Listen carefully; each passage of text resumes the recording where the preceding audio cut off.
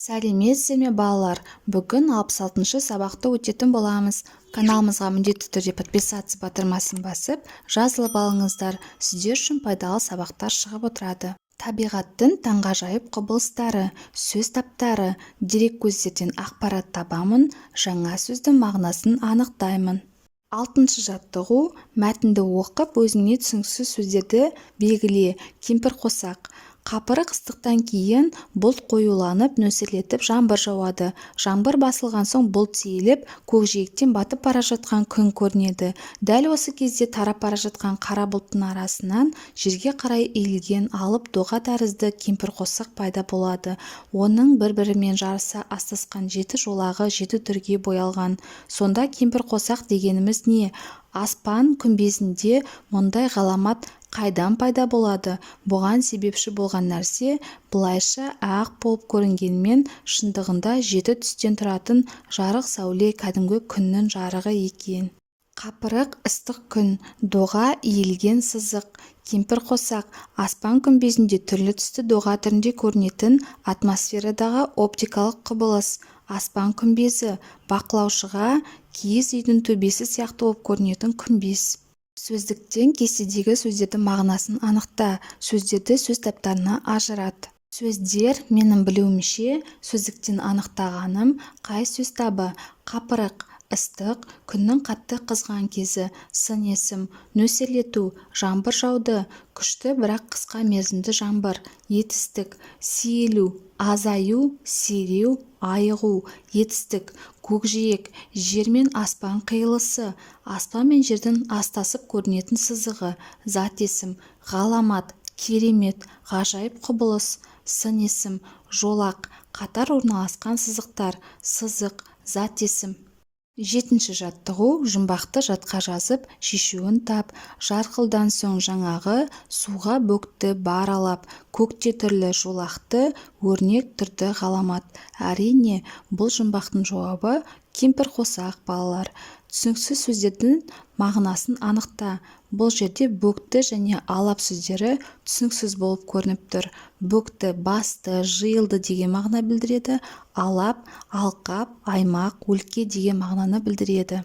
8-ші жаттығу: 6-7-ші жаттығуларда берілген мәтіндерді салыстырып, ұқсастықтар мен айырмашылықтарын анықта. Қайсысы көркем мәтін, қайсысы ғылыми танымдық мәтін? Ұқсастықтары: 6-ші жаттығудағы кемпірқосақ мәтіні мен 7-ші жаттығудағы жұмбақ кемпірқосақ туралы айтылған. Ал айырмашылықтарына келер болсақ, бірінші мәтін ғылыми танымдық мәтін, екінші көркем мәтін. 9-ші жаттығу: жұмбақтар жинағы кітабынан төменде берілген сөздердің бірі туралы жұмбақ тауып жаз. Сүңгі, жаңғырық, тұман, бұршақ сөздері берілген. Жазған жұмбағында сын есім, сан есім етістіктердің қай сөзбен байланысып тұрғанын дәлелде. Төгілген жерге ақ моншақ, ғайып болды сол шақтақ. Бұршақ, сын есім, ақ, етістік, төгілген, ғайып болды сөздері.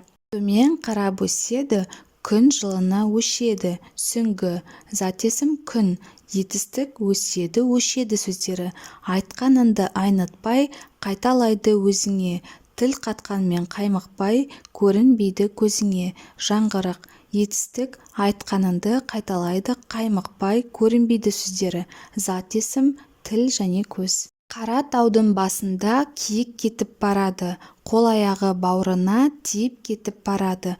Тұман, сын есім, қара, зат есім, киік, қол аяғы бауыры, етістік, кетіп барады, тиіп кетіп барады.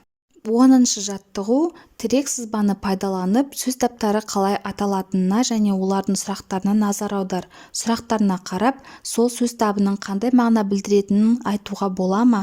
Болса, әр сөз табының ережесін шығарып көр. Заттың атын білдіріп, кім не деген сұраққа жауап беретін сөз табын зат есім деп атаймыз. Заттың санын, мөлшерін, ретін, шамасын білдіріп, нешінші, қанша, неше деген сұраққа жауап беретін сөз табы сан есім деп аталады. Заттың түрін, сапасын, белгісін, күйін, салмағын, көлемін, иісін білдіріп, қандай, қай деген сұраққа жауап беретін сөз табын сын есім деп атайды. Іс-әрекет қимылды білдіріп, не істеді, не қылды, қайта деген сұраққа жауап беретін сөз табы етістік деп аталады. Зат есім, сын есім, сан есімдердің орнына қолданылып, оларды нұсқап, меңзеп көрсететін сөз табы есімдік деп аталады. Қимылдың іс-әрекеттің мекенін, мезгілін, жай-күйін, мақсатын, сын бейнесін, себебін білдіріп, грамматикалық жағынан түрленбейтін сөздер үстеу деп аталады. Сөз бен сөзді, сөйлем мен сөйлемді байланыстыратын және өзі тіркескен сөзге қосымша мағына беретін көмекші сөздердің бір түрі шылау деп аталады.